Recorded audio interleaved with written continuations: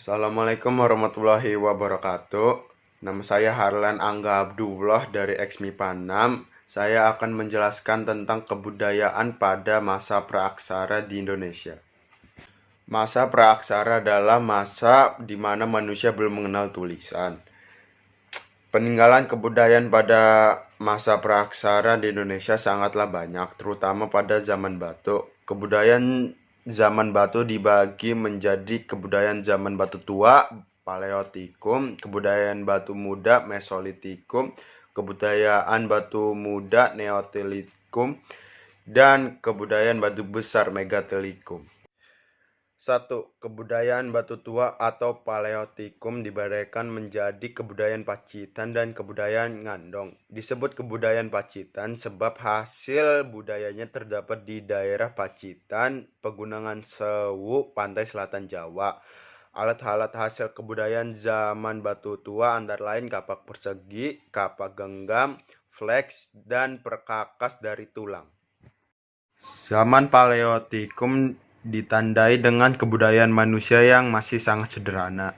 Ciri-ciri kehidupan manusia pada zaman Paleotikum adalah 1. Hidup masih berpindah-pindah atau nomaden. 2. Berburu atau food gathering. 3. Menangkap ikan.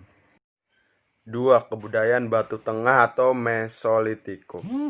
Kebudayaan batu tengah ditandai oleh adanya usaha untuk lebih menghaluskan perkakas yang dibuat. Dari penelitian arkeologis, kebudayaan batu tengah di Indonesia mempunyai persamaan kebudayaan dengan yang ada di daerah Tonkin, Vietnam. Diperkirakan bahwa batu tengah di Indonesia berasal dari kebudayaan di dua daerah, yaitu Baskon dan Hobin.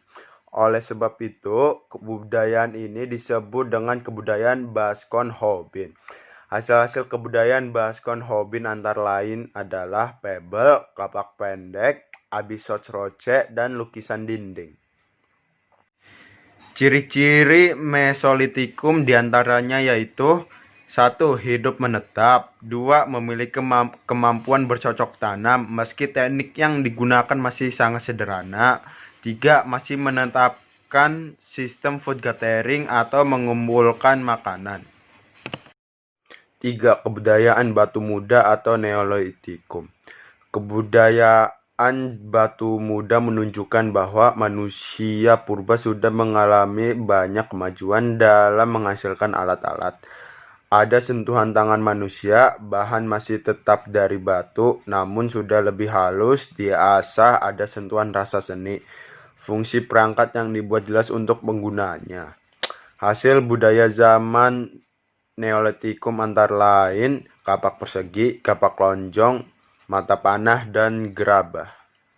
Ciri-ciri zaman Neolitikum diantaranya yaitu 1. Hidup sudah menetap. 2. Sudah ada kepercayaan anisme dan dinamisme. 3. Sudah bisa food producing. 4.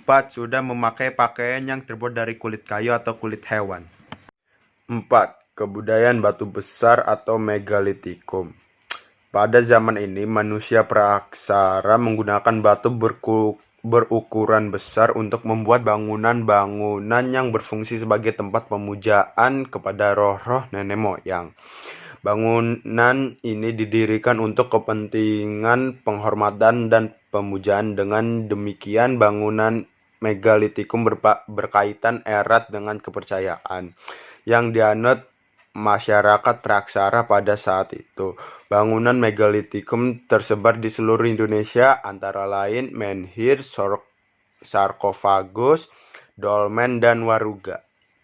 Ciri-ciri Megalitikum diantaranya yaitu 1. Telah mengetahui sistem pembagian kerja. 2. Sudah ada pemimpin suku. 3. Sudah menerapkan sistem food producing. 4. Sudah ada norma-norma yang berlaku. 5. Kebudayaan zaman logam. Kebudayaan logam di Indonesia diperkirakan berasal dari daerah yang bernama Dongson di Tonkin, Vietnam. Kebudayaan Dongson datang ke Indonesia kira-kira abad ke-300 sebelum Masehi, dibawa oleh manusia subras Deutero Melayu yang mengembara ke wilayah Indonesia. Hasil kebudayaan zaman logam antara lain Nekara, kapak perunggu, candrasa, dan bejana perunggu. Ciri-ciri zaman logam diantaranya yaitu alat-alat yang dipergunakan untuk kegiatan sehari-hari sebagian besar terbuat dari logam. 2. Pembuatan alat atau benda-benda menggunakan dua model, yakni cetakan dari batu atau yang disebut dengan acripredu dan sistem model lilin atau belalve.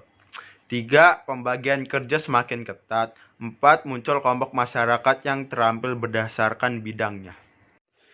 Sekian dari saya. Jika ada kesalahan mohon dimaafkan. Assalamualaikum warahmatullahi wabarakatuh.